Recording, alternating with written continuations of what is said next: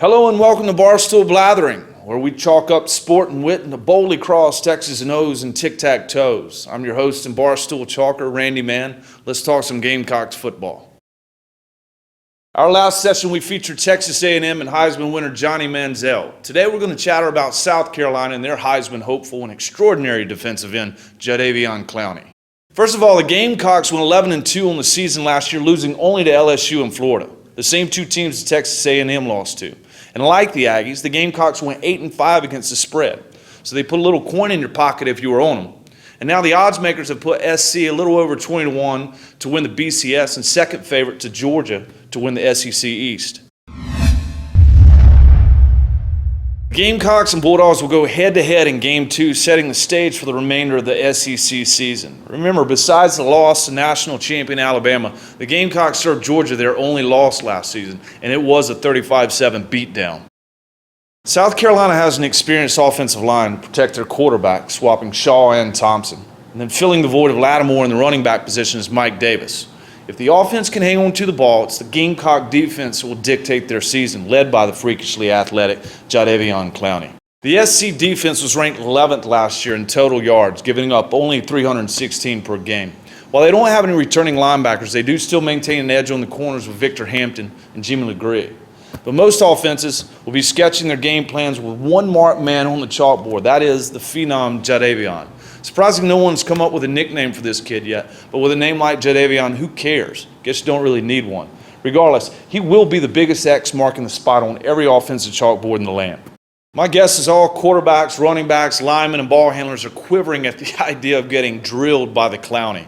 But the 20-year-old kid is just plain nasty. I mean nasty. And unless you've been living under a rock for the last year, then of course you've seen the hit of the decade, or at least the biggest hit I've seen in modern day history. The video itself provides reason for the quiver amongst most ball handlers.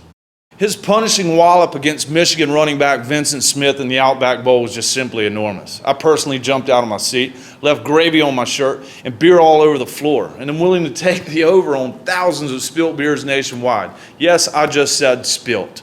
I just said spilt. It's not even a word, but who cares? Clowney must have spilt I don't know how many helmets along the way. Anyways, speaking of spilt, there was a Michigan helmet spilling off as a ball was spilling out, and who recovers? Clowney. Sports Science and John Brinkus should dedicate an entire episode to Jadeveon's physicality and that hit. I mean, first of all, think about it. This kid is 6'6" and runs a 4.40. That in and of itself is just plain scary. And if Sports Science were to look at that hit, they'd see impact occurring at the 35-yard line. Following the explosion, we see Vincent Smith, the running back, lying on the 38 and his helmet lying on the 26. I mean, if Clowney doesn't recover the fumble there, the ball probably goes into the end zone. I mean, I'm no scientist here, but what kind of physics are involved to make that kind of yard sale happen? Parts were flying all over the place. The enormity of the hit was even further compelled by the game time situation. South Carolina was down by 1 with 8:15 to go in the game. And then at the 8-minute mark, that play was already a front runner for the ESPY Award. And, well, it won. Talk about a game changer. The Cox went on to win the bowl game 33-28. Look for Clowney to add more footage this season during his Heisman race. Considering Spurs' expertise in always having his teams ready and the potential of the Gamecocks defense led by Clowney, I'm really liking their chances to win the SEC East and perhaps even the SEC altogether.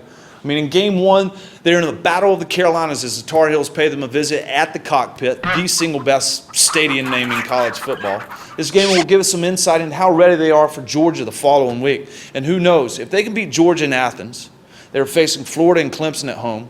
Could be an interesting year for the Gamecocks. Maybe we'll see them in the Georgia Dome in December. Who knows? That's all for now, folks. Thanks for tuning in.